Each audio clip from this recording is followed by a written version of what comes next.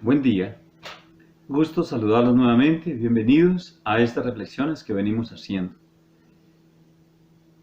sobre el Evangelio de nuestro Señor Jesucristo. Hoy seguimos adelante con el Evangelio de San Mateo, en su capítulo 27.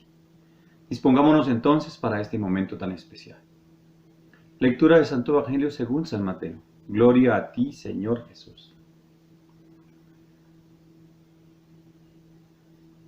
Llegada la madrugada, todos los jefes de los sacerdotes y los ancianos del pueblo tuvieron una deliberación contra Jesús para hacerlo morir, y habiéndolo atado lo llevaron y entregaron a Pilato, el gobernador. Entonces, viendo Judas, el que lo entregó, que había sido condenado, fue acosado por el remordimiento, y devolvió las 30 monedas de plata a los sumos sacerdotes y a los ancianos, diciendo: pequé entregando sangre inocente. Pero ellos dijeron: a nosotros, ¿qué nos importa? Tú verás.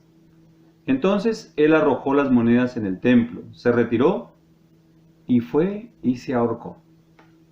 Y después de liberar, los ancianos y sacerdotes compraron con ellas el campo del alfarero para sepultura de los extranjeros. Entonces se cumplió así lo que había dicho el profeta Jeremías. Jesús compareció delante del gobernador y el gobernador le hizo esta pregunta: ¿eres tú el rey de los judíos? Jesús le respondió: tú lo dices. Estando reunido el pueblo, Pilato les pregunta: ¿a cuál quieres que suelte, a Barrabás o a Jesús,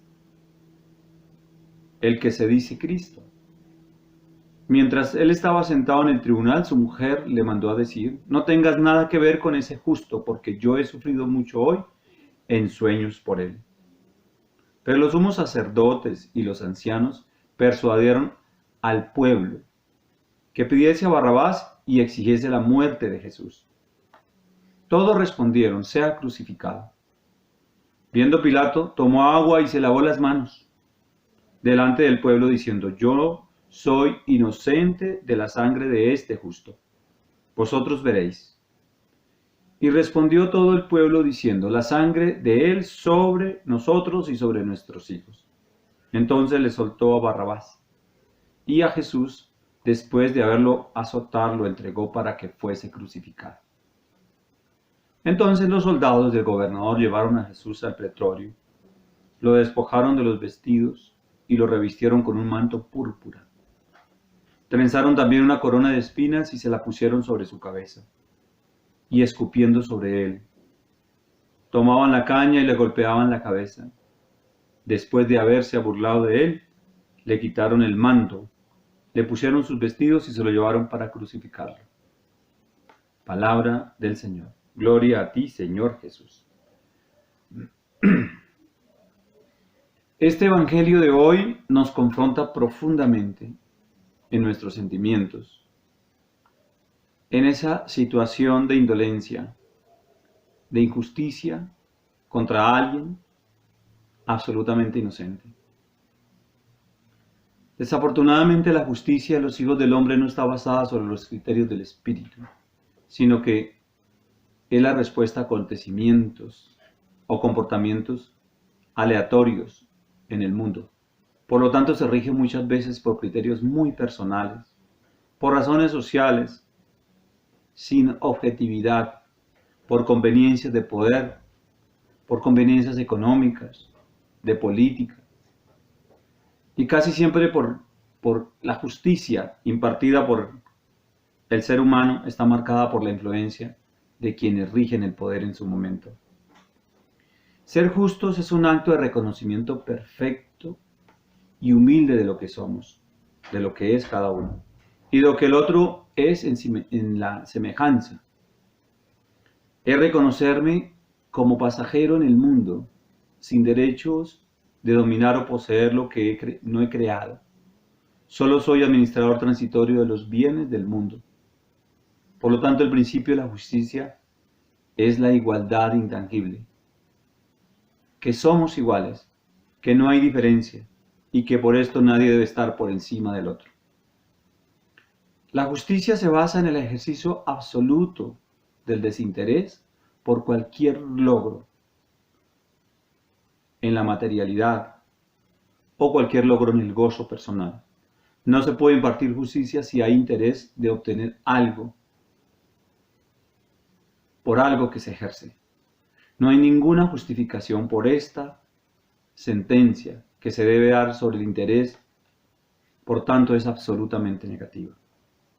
Este es el preámbulo hacia donde hoy vamos a llevar este conversatorio, esta reflexión. Dice el Evangelio: entonces, viendo Judas, el que lo entregó, que había sido condenado, fue acosado por el remordimiento, devolvió las monedas. Dijo que había entregado sangre inocente en Jesús. Ellos le respondieron que no había nada que hacer, que no les importaba. Entonces arrojó las monedas en el templo, se retiró y fue y se ahorcó.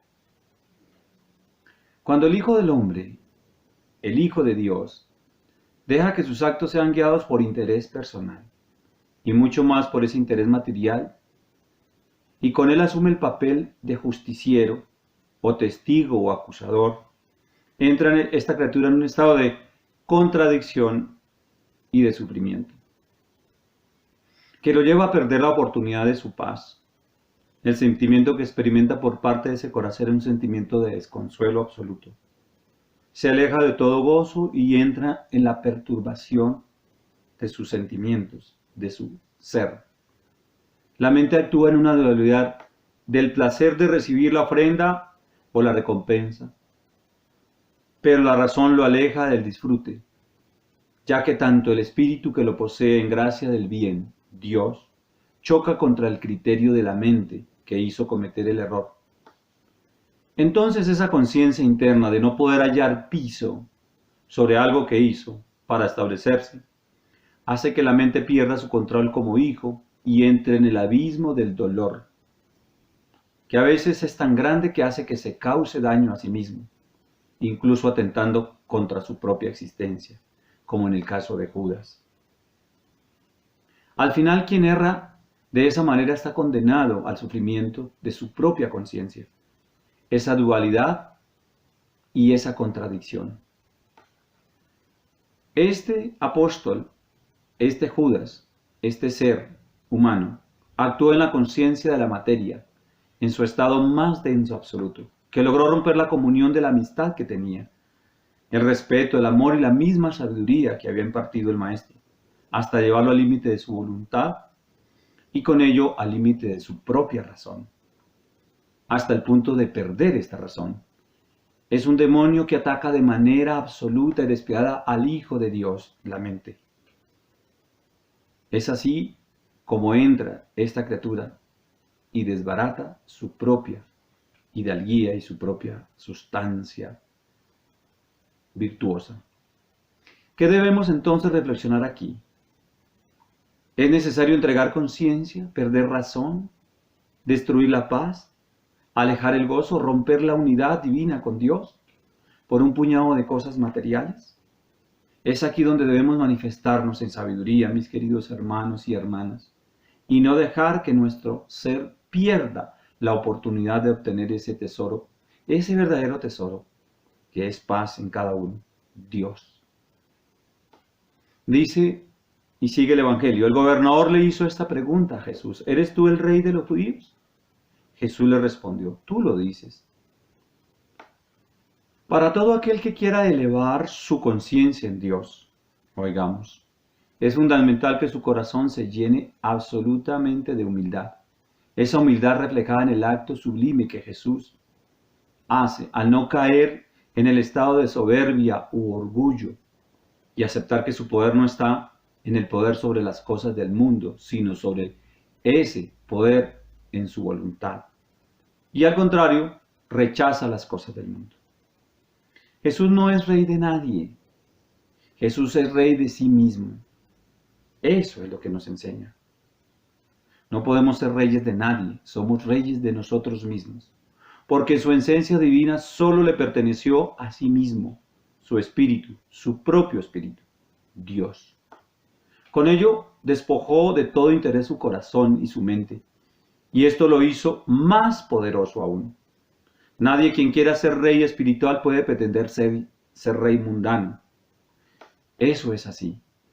Aunque sea nombrado rey o presidente o cualquier galardón que te cuelguen al cuello, si quieres ser rey espiritual tienes que desechar el poder de esas dignidades desde el corazón, aunque las tengas que asumir como ser humano. La magnificencia de la humanidad es obtener la grandeza del poder espiritual. Eso es. No puede haber entonces en quien sigue el camino de la verdad en el espíritu ni avaricia, ni codicia, ni engaño, ni soberbia. No puede haberlo. No hay manera de que haya eso. ¿Somos nosotros poseedores de esa humildad sanadora de nuestro ser? ¿O estamos cayendo en la simpleza del orgullo, de la vanidad o de algo que nos afecta, el ego? Y con ello estamos entregando nuestra posibilidad de recibir el gran poder sobre las cosas del mundo y más aún nuestro tesoro de la paz. Esa es la reflexión. Y sigue el Evangelio. ¿A cuál queréis que os suelte? ¿A Barrabás o a Jesús? ¿El que le dicen Cristo? Pregunta el gobernador al pueblo. Esta es una pregunta de un ser ignorante, aquel que privilegia su estado y su posición de poder por la verdad. Es igualmente culpable quien teniendo la posibilidad de impartir justicia se desliza y se deja de seducir por privilegios de su propio interés. Son los seres sin criterio, seres fácilmente que sucumben a cualquier engaño. No hay voluntad, hay simple liviandad, divinidad en su corazón. Y en el engaño cae sobre ellos. Líbranos, Señor, de seres sin criterio, lívidos y sin amor. No diferencian sus propios sentimientos, y mucho menos los de los demás. Son seres inertes. No son dignos de ejercer poder o guía en cualquier cosa que se les encomiende. No. Al contrario, es aquel Hijo de Dios que se yergue en su criterio y sabiduría para tomar decisiones con firmeza, sin la arrogancia y sin temor, el que debe regir cada uno de nosotros, solo con la convicción de hacer el bien. Hoy, ¿cuál es nuestro papel? Como hijos de Dios, es precisamente ser firmes, leales, sabios, al escoger lo conveniente, para la gracia de su hermano, del otro, no para uno. ¿Esto qué significa?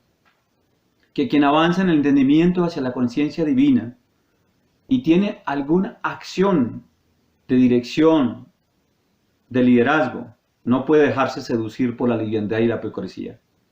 Hoy llamamos la atención a los que ejercen la política pública, porque ahí está el error. Es uno solo en un solo criterio y con ello actúa. A reconocernos como esa esencia y a reconocer al otro como esa misma esencia, entonces abogamos con criterio, con un solo criterio, el de servir realmente al hermano y no maltratar por cosas para cada uno. Sigue el Evangelio. Pero los sumos sacerdotes y los ancianos persuadieron a la turba de que pidiesen a Barrabás y exigiesen la muerte a Jesús. Todos respondieron, sea crucificado. Viendo Pilato, tomó agua, se lavó las manos delante del pueblo, diciendo, yo soy inocente de la sangre de este justo. Vosotros veréis. Esta lección presente en esta descripción nos hace posible hacer una reflexión muy importante. ¿Somos parte de un juego de poder por la necesidad que tengo de obtener algo? ¿Soy parte de una respuesta colectiva que me avasalla y me dirige en un sentido u otro, a la cual me sumo como una ola sin retorno? ¿Caigo en el letargo de esa obediencia que da el ser indiferente por las cosas que son injustas? ¿Por eso de obtener conformidad? Es aquí donde nos debemos llamar la atención, cada uno de nosotros, si lo que desde nuestra multitud se habla es la verdad, o lo que debemos es entrar en el silencio de nuestra mente y de nuestro corazón y reconocernos en ese íntimo criterio de lo que somos. Hemos recibido constantemente en nuestras generaciones y las generaciones pasadas retos de seguir criterios mal aprendidos, los cuales hemos asumido como verdades absolutas, incluso cayendo en pozos de obediencia sin criterio. Quiero con esto decir que es necesario sacudir nuestro criterio, nuestra razón y nuestra mente, nuestra manera de pensar, de ser autónomos en esa decisión de seguir encontrando camino de la verdad. El mundo hoy se debate en la gran dualidad, si es más importante la vida o la economía. Criterios aprendidos por culturas, política, religiosidad, filosofías o comportamientos y otros pareceres que nos alejan de la verdadera razón de estar en el mundo, como hijos de Dios, espíritu y no materia. Sigue el Evangelio. ¿En dónde hemos caminado y dónde debería caminar esta existencia? Es muy importante esto, ya que de tu criterio y de tu propia razón surge tu propia respuesta. Que no seamos empujados por criterios ajenos que nos pueden llevar a las injustas causas e incluso a causarnos daños a sí mismos. No podemos entonces lavarnos las manos respecto a nuestras decisiones, o engaños o cualquier otro hecho que afecte nuestra paz, y echarle la culpa al otro, a mis padres, a mis antepasados, a los presentes, al vecino, al religioso, al político, al gobierno, en fin, al otro. Incluso decir que todos mis errores, o los errores que cometemos, sean de hecho porque somos débiles como seres humanos. No podemos tener ese criterio tan liviano. Y el humano es débil por naturaleza, decimos. No, eso es pereza espiritual. Eso es falta de voluntad. ¿No te parece? Cuando somos en nuestro criterio libres de nuestras decisiones y proveedores de nuestro propio cielo. Y si quieres ser el más grande y poderoso ser que te puedas imaginar, ahí está tu criterio y tu decisión. El Evangelio nos dice, la sangre de Él sobre nosotros y sobre nuestros hijos, gritaba el pueblo. No podemos dejar que nuestro paso por el mundo, mis queridos hermanos, sea en vano, y que nuestros actos consuman no solo a este Hijo de Dios que vive hoy y existe, como cada uno de nosotros, como tú y yo y cada uno, por esa voluntad del Padre, sino que también dejemos nuestras generaciones futuras, ¿sí?, en el engaño en la cual hemos estado hasta ahora. No. Por tanto, es nuestro deber sanar, bendecir y liberarnos en nuestro propio ser. Y con ello dar luz, sanar, liberar, enseñar a quienes vienen después de nosotros. Que estamos aquí por lo más hermoso y profundo que le puede suceder al Espíritu encarnado, que es cada uno de nosotros, que soy yo, que eres tú, hijos de Dios, de encontrarnos en conciencia en ese espíritu y lograr la perfecta realización para una paz perfecta, un cielo perfecto, una vida eterna. Dice el Evangelio, trenzan también una corona de espinas y se la pusieron sobre la cabeza y escupieron sobre él.